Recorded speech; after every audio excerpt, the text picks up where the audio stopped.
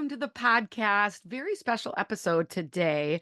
We have Alexis Overstreet joining us, and she's going to talk all about health and wellness and burnout and how to take care of ourselves so that we can make better decisions and take care of others. She actually focuses on helping schools and school districts. So, Alexis, I just happened to find her on LinkedIn, and I was like, oh my gosh, you are doing such an awesome and needed service for schools. You need to be on my podcast so more people can hear about you. So, she's going to talk about, some of the common side effects that stress and overwhelm provide, do, and then ways to reduce it. And she's breaking down 3 simple ways and actually giving us some practices to do it. So, I love it. She's working with schools all across the country.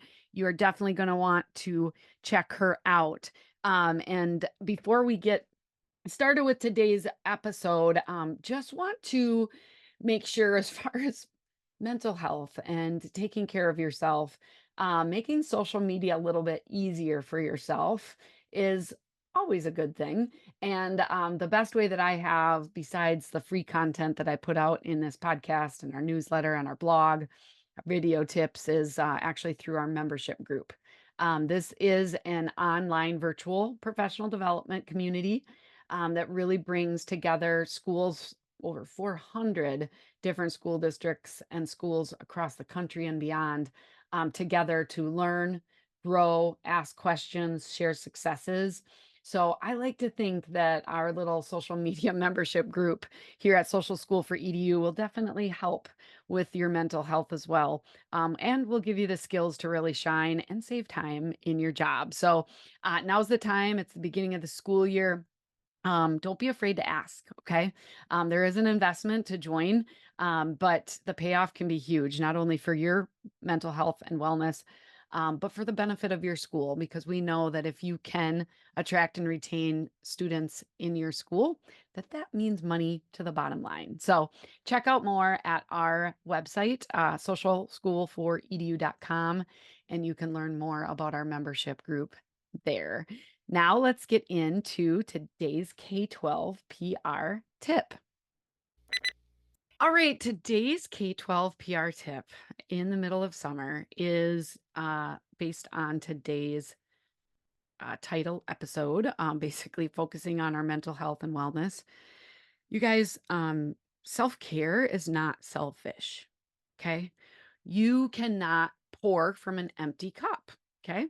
So if your cup is empty and you are running ragged on both ends and not eating right, not getting sleep, not getting the right water and the movement and things like that, you are not going to be able to serve others as well. That could include your family, which is obviously most important, your friends, but also your school. And so, just a reminder that taking care of you helps you take care of others. And today you are going to grab some great, easy tips on how to do a better job of taking care of yourself. And again, Alexis and I really talk about how that, yes, that helps you, but it also helps others. And so we are giving people, we are all about, doing the best we can for others. Self-care is one of those things that will impact others as well. So that is my tip for today. How are you taking care of yourself? And what do you commit to? What new habits do you want to try to establish now that you can also take into the school year, that doesn't have to disappear once school starts? Okay. So now let's dig into a lot of helpful tips and strategies with this great conversation with Alexis Overstreet. Alexis Overstreet is in the house. We got connected on LinkedIn. I saw what you were doing, Alexis. Now you're on the podcast. Welcome. Thank you so much. It's so fun to be here. I love your podcast, by the way. It's so Oh, fun. thank you. Well, I get to meet amazing people like you. So why don't you introduce yourself, share your background and your role as CEO and founder of Meta Space Wellness? Wonderful. Well, again, I'm happy to be here. My name is Alexis Overstreet.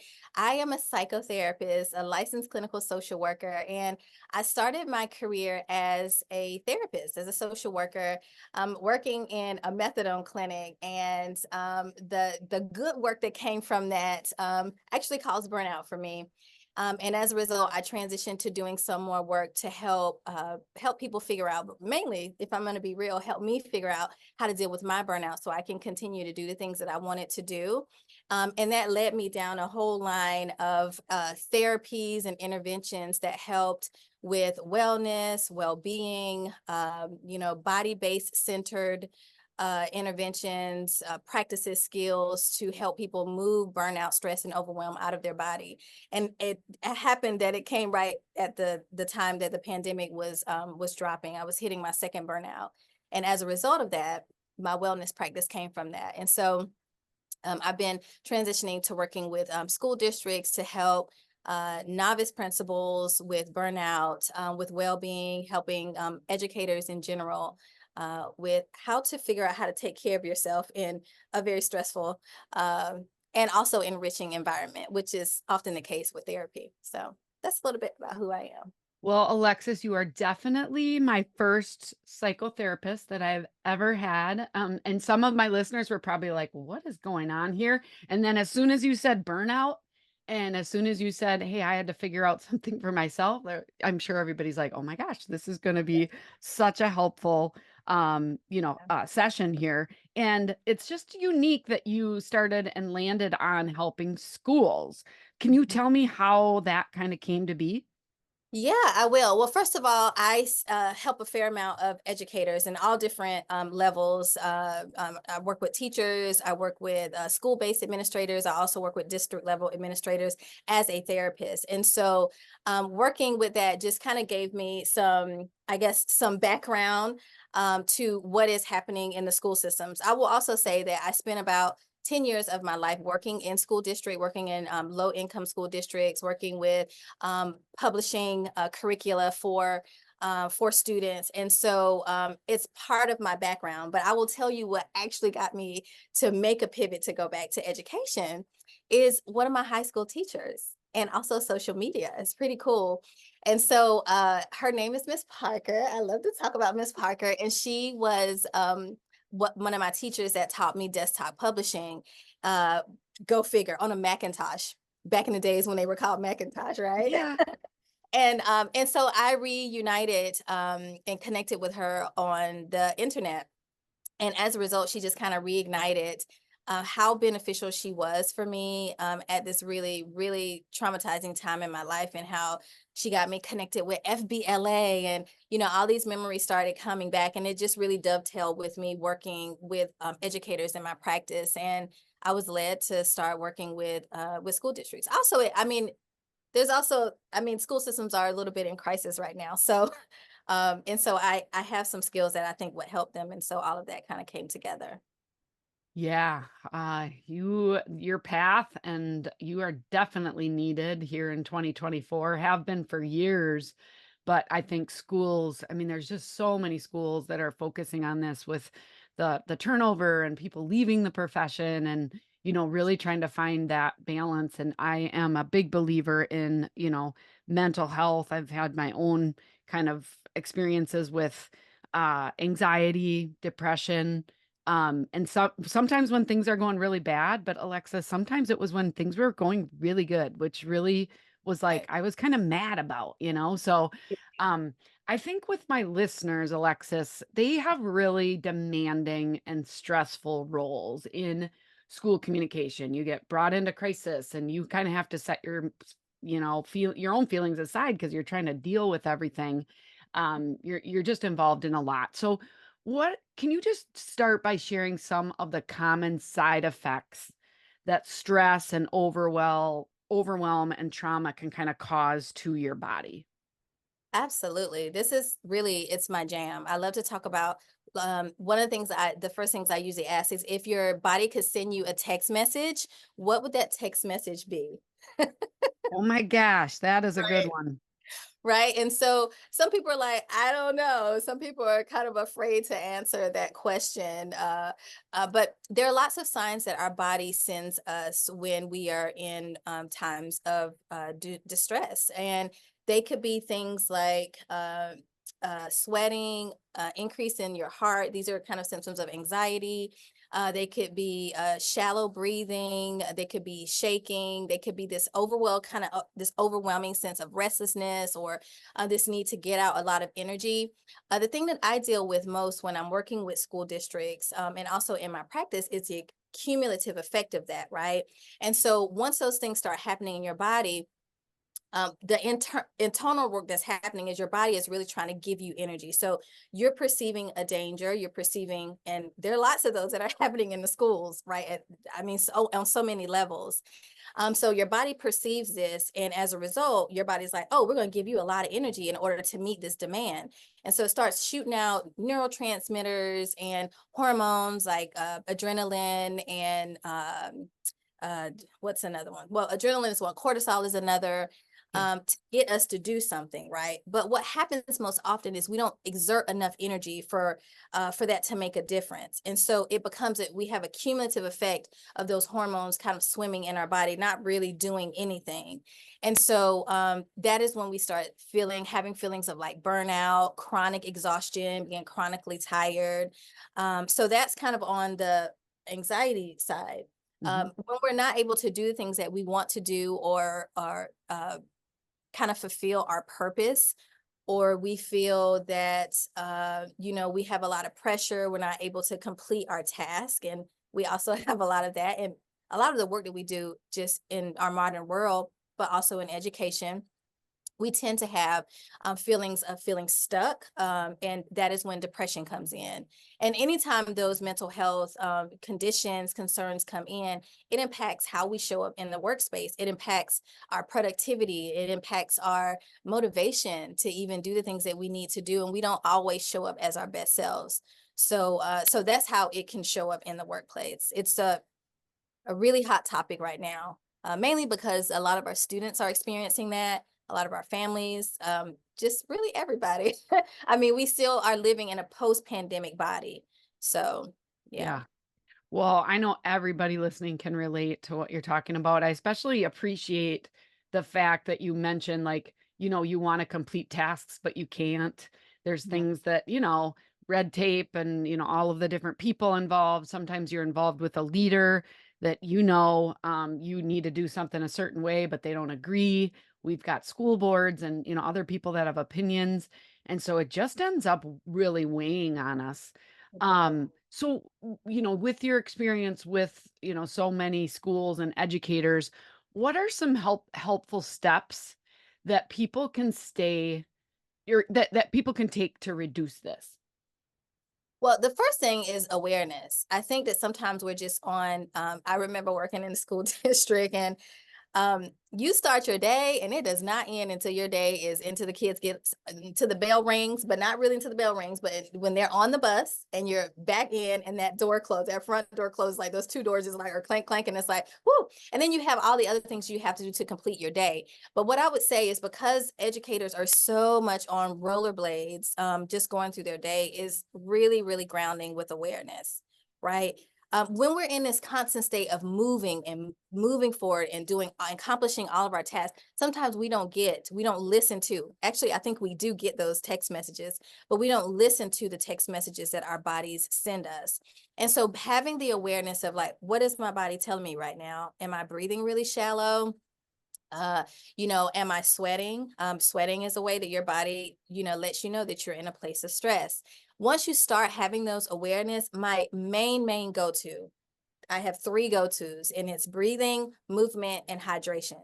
Those are the Okay. three things that anyone can start off with. Because when we start talking about self-care and working on like burnout prevention and also burnout intervention, I will tell you I work more so in burnout intervention more than prevention, because by the time I'm working with folks, they're quite often in burnout, and the prevention skills are mute at a moot point at that point. Okay. And so yeah, so I would start with awareness. And then once that awareness is there, as you're on rollerblades, going through the schools, teaching classes, in between classes, taking kids to lunch, making sure they're on their field trips, all these things that you're doing, you can do breathing anytime. It doesn't take any tools. It doesn't take any magical moments. Hydration is important. We can talk about the intermittent hydration because, they don't call teachers bladder for no reason. Educators are pretty known for holding their bathroom breaks, holding off their bathroom breaks, and then also movement, so any kind of movement, and that's usually like teachers are usually up and moving, educators are usually moving around the school. Okay. So can you break down just a couple notes that, if I wanted to get started today on breathing and then the hydration and then the movement, can you just give a couple easy tips that I could would. really help the listeners? Oh, I'd be happy to. So I know that when I listen to podcasts, I'm usually doing some other things. And so with breathing, the main thing that you want to do is when you're in a place, so all stress is not bad stress, but if you're in a place where you feel like you can't think straight, it's overwhelming, you're feeling irritable, you're not able to be your best self. One way to do that, one way to shift that energy is to breathe diaphragmatically. So breathing in your diaphragm. And so I can invite you, but I Yeah. also invite your listeners to just take whatever dominant hand, non-dominant hand, and place it over your belly. And just take a couple of breaths in. And then place your other hand on top of your chest. And as you're breathing, just kind of check in to see which of those hands has more movement. Is it your chest or is it your belly? Mine's my chest right now. Okay. And most people say it's their chest. And if you're a chest breather, then you're really communicating to your body that it needs to get, like, it's trying to get more oxygen to do the things that it needs to do. And sometimes that can be helpful. But sometimes we get into the point where we're kind of almost hyperventilating, where we're breathing in and out. And so I would like for it to invite everyone to pay attention to the hand on your belly and just pretend that your belly is a balloon. And as you breathe in, you want to like expand that balloon in your belly and then exhale. So breathing in your diaphragm is one way you can do that. You can literally do that as you're walking the kids to a bathroom break or as you are breaking up a fight, God forbid, but those happen in schools, okay? You Mhm. can literally, and once you do this, once we start breathing in our diaphragm, we add about 6 times more oxygen to our body, to our brain. And when we do that, we can make better decisions. So that's one way, breathing into your diaphragm. That's a very quick one. The other way is when you do that, you extend your breath, right? And so you extend your exhale. So you breathe in and you breathe out. And we tend to have these very shallow, kind of like we're almost like a hyperventilation. And so if you breathe in for, I don't know, maybe 3 or 4 counts, you want to make sure you breathe out, you extend that breath for 5 or 6. So that's an example for breathing. Yeah, you can just breathe out. And as you're exhaling, just see if you can allow those shoulders to drop. And once you do that, you'll be in a place where you can make better decisions. Schools are microcosms of like little cities. You have the mayor, you have like the city council, like all those things are happening like in one school system and one school and also a school system. And so there's a lot going on. And these are things that you can do like while the chaos is happening. Yeah. Well, the one thing that I just want to point out with what you just said, Alexis, is um sometimes we think about breathing for to calm us down, like just to, whatever. But what you're saying is you're actually doing it and it's going to help you make better decisions, which means that you taking that time to breathe is actually going to help other people. It helps other people, right? So that's really big because sometimes, I mean, this term self care, it's like, oh, this is selfish. Well, Mhm. like we say, you got to feed, you can't pour out of an empty cup. We got to fill up ourselves first. But even while filling ourselves up first, you are going to impact the world in a different way and you're going to be able to make those better decisions. And as my inbox is just blowing up right now with end of the year and summer school and trips and all, I mean, it's just crazy, which is a good thing, but yet it's still stressful. Yes. Sometimes you just want to pound through stuff, but it's like sometimes you just need to be like, okay, you can't always go outside, which we're going to talk about like movement, but Mhm. I can breathe. Like So as I'm doing it, I can take 10 or 15 or 20 seconds to Mhm. do just what you said Yep. and focus on that belly breathing and then the longer exhale. So that is Right. So, super yep, helpful. I love it. And let me Thank you. also say the added benefit is that if you can regulate your nervous system, everybody's talking about nervous system regulation. If you can do that during the day, you literally have more capacity when you clock out, when you walk out those doors and when you go home. That way, when you get home with your family, you're not giving them the last 10% of what you have or no percent because you just really want to binge Netflix or, or kind of clock out from that. And so if we can take care of ourselves during the day, we can be kind of connect to our better selves Okay. and also be with our family. Yeah, I love it. Okay, how about hydration? What is a one tip or something that you can give the listeners on that? Hydration is one thing I talk about often, but if I say I love to term when I'm talking with my educators is intermittent hydration, very similar to intermittent fasting, right? Because if you drink a lot of water, you got to go to the potty. Mhm. And it's hard to do that if you're an educator. Administrator is not so terrible because you're mobile, you're moving around the school. But when you're supervising, managing classrooms, it's not always easy to leave. And so I say manage your water intake. I usually recommend and invite people to sip water frequently, often throughout the day versus gulping it. But if you identify maybe 3 parts of your day, like the morning time, like right when you get up to start sipping water frequently, so that most of your bathroom breaks are going to be before the school day starts, and then maybe somewhere around mid morning, around that lunch break, when that's gonna start happening, and you have more time, a more opportunity to take bathroom breaks, then that's the time to sip water also more frequently, and then around the end of the day. Right. So right before students start dismissing, and most of your bathroom breaks are going to be after the kids leave. That way, if you have some intentional hydration, that's going to be helpful to maintain the hydration, your lymphatic system, all those things to take care of yourself and live more optimally. The other little hack that I love to tell people is I'm going to grab my water bottle here for people who can see, but if you can't, just picture a water bottle. You have one water bottle and just picture two of these water bottles. I want you to compare that to one water bottle and one apple. The water bottle and the apple is more hydrating than two full bottles of water, right? So if you're not able to consume enough of like liquid hydration throughout the day, eating things like cucumbers, celery, you can eat that as you're going down the hallway, depending on what the rules are at your campus or in the school. Popping like a mandarin orange, eating an apple on the go, things like that. What we call water-filled foods will help you stay hydrated. Okay, awesome. Both of A those lot of information. great ideas, water-fueled, foods. Um, Water-filled. Mhm. okay, and then how about movement? What would be your suggestion on movement? I mean, this one maybe is the most common one that we think about, like, you gotta get away from your computer, get away, get some movement, but what do you have for a tip that might be able to help others?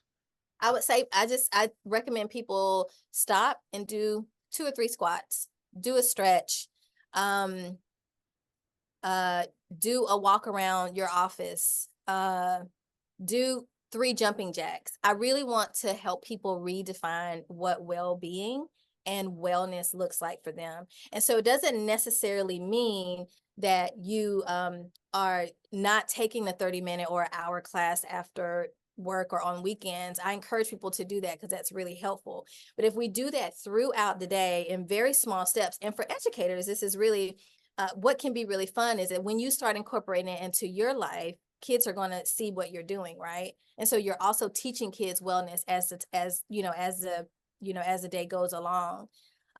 So small micro movements is what I usually recommend for folks. If you're doing a quick stretch, you know, shifting your neck from side to side where your ear is going more so towards your shoulder, taking a focused breath when you do that, and then shifting to the other side, and you feel the stretch there, right? You Mm, can also just do stretches with your arms. I love to do windmill arms. Kids love doing that. Even the high schoolers, they love just doing windmill. As we call that bilateral stimulation that's happening because you're crossing one side of your body to the other side of your body. So micro movements is what I usually recommend for movements. Okay, awesome. So, you've worked with a lot of schools. What are some of the best success stories that you've seen schools or school leaders take, when they really focus on this wellness piece?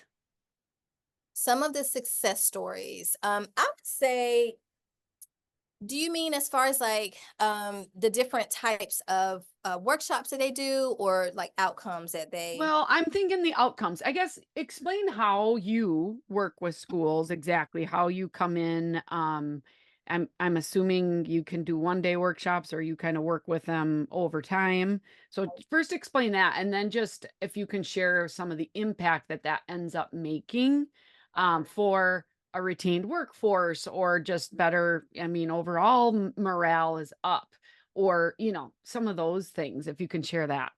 Yeah, all of that. And so there are two different ways that I go in and work with school districts.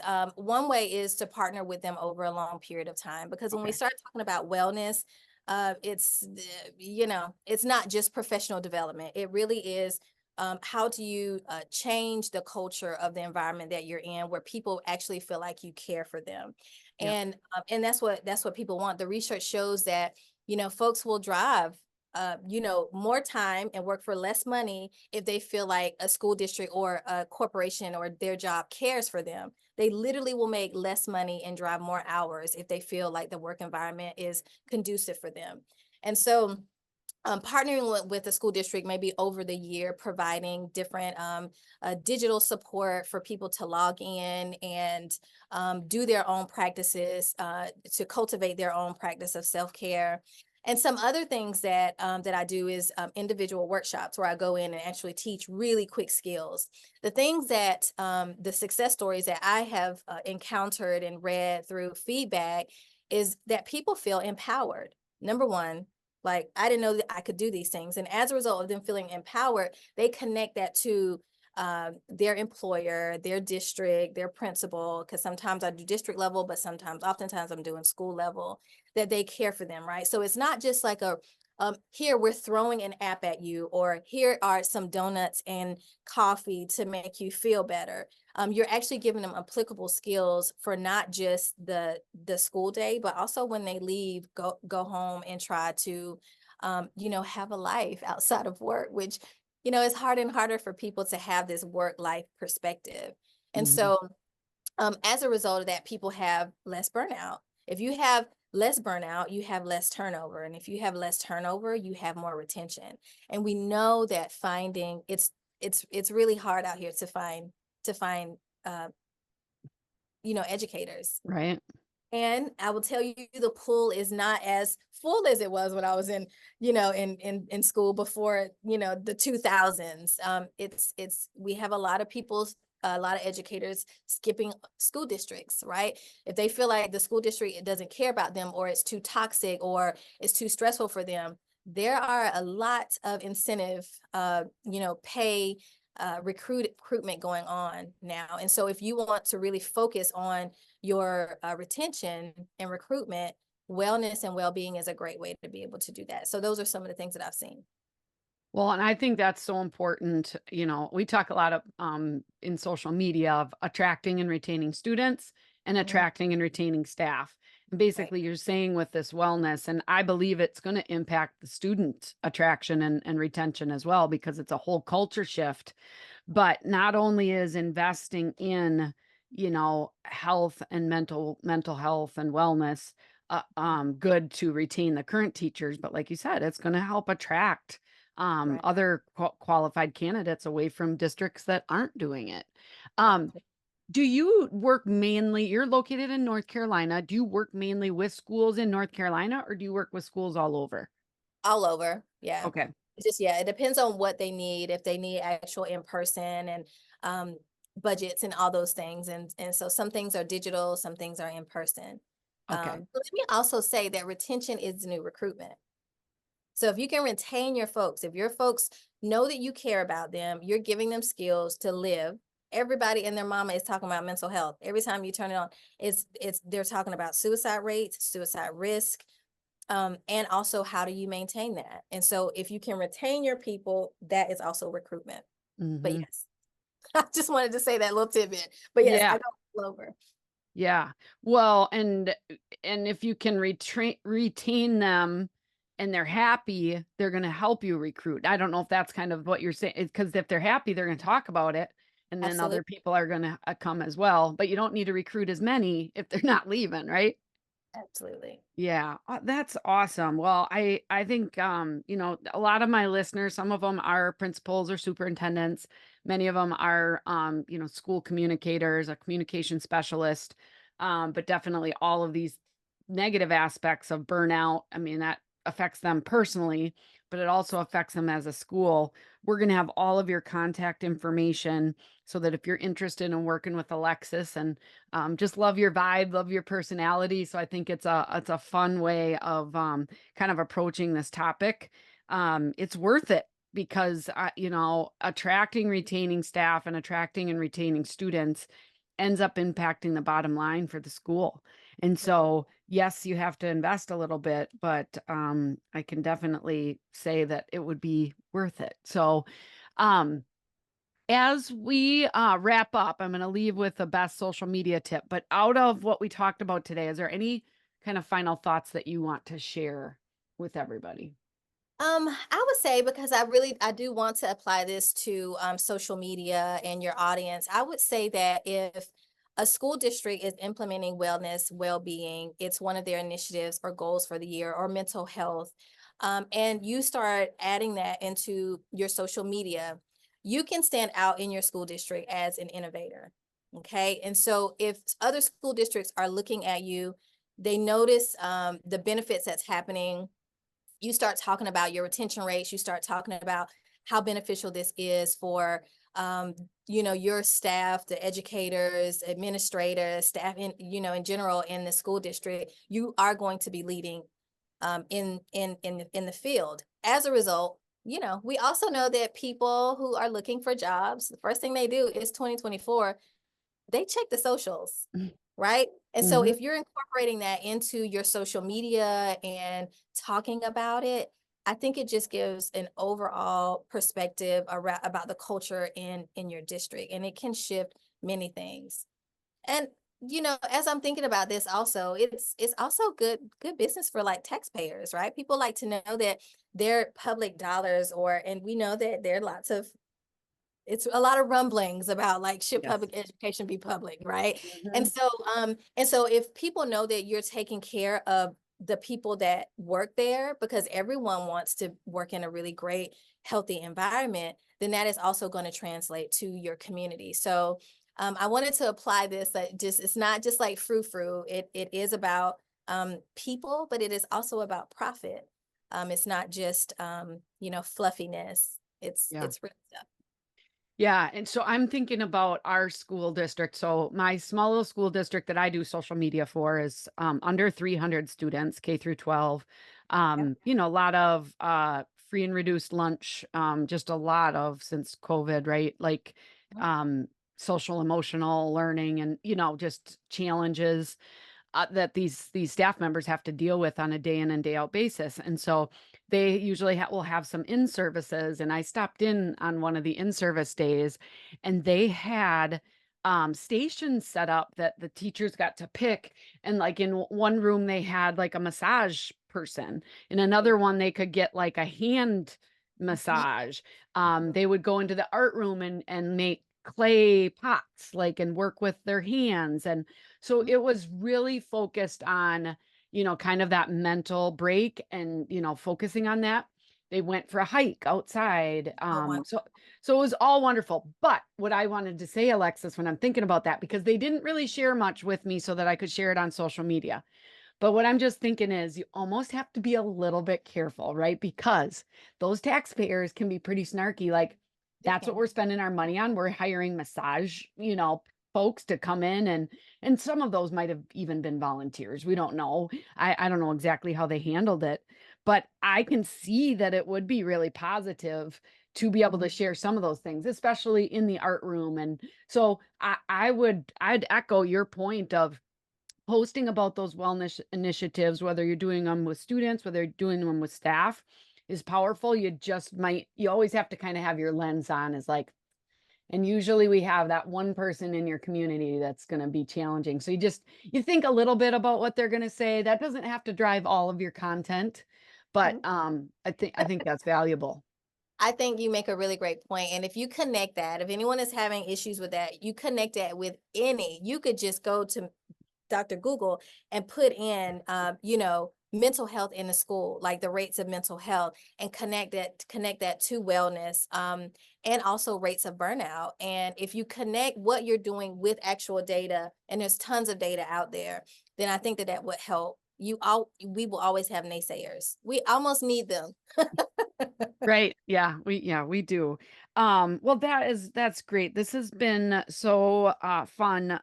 Just a great conversation, a very helpful and timely conversation. The work you're doing is so important, Alexis. So we'll put your contact information, but what's if somebody wanted to reach out to you, what would be the best way? The best way is my website, www.metaspacewellness.com. And metaspace is like metamorphosis. So META space wellness.com. Okay, and it's the word space, you guys, not like a space, and Oh, which of course they all know that because we know how websites work. But we'll put that all in the show notes, so that you guys can have this, and hopefully, I mean, this is probably an episode, guys, that you'd want to share with your leadership team. This is hitting your I guess the published schedule in July. As you're making your plans for the 24-25 school year and beyond, how are we incorporating this? There's some just little things that you could do by yourself. But if you're looking for more help, Alexis has some great resources and some opportunities on her website. So thanks for doing the work that you're doing. It's important. I appreciate you giving me the opportunity to reach more people so that they know that I'm here. So thank you. Yes, absolutely. Well, I hope we get to hear from you again. And I also just want to put a plug with people listening is I think Alexis would make a great speaker, keynote speaker or breakout speaker at some of our school public relation association state chapters. They have speakers that come in. I'll certainly be passing your name around, Alexis, because I'm in that space. But I think it's such an important topic and you could offer a lot of insight there. So don't be afraid to maybe reach out to Alexis if you're planning your fall conference. Think about that. So awesome having you here today, Alexis. So awesome to be here. Thank you so much. I Yes, and appreciate everybody take action just on these simple things today. And if you do, give us some feedback. I'm at Andrea Gribble over there on Twitter and X. You can also shoot me an email, which is in the show notes as well. So you guys have a great week. It's getting closer and closer to the start of school year, which is crazy, but we'll see you next week with another fabulous guest. Bye bye.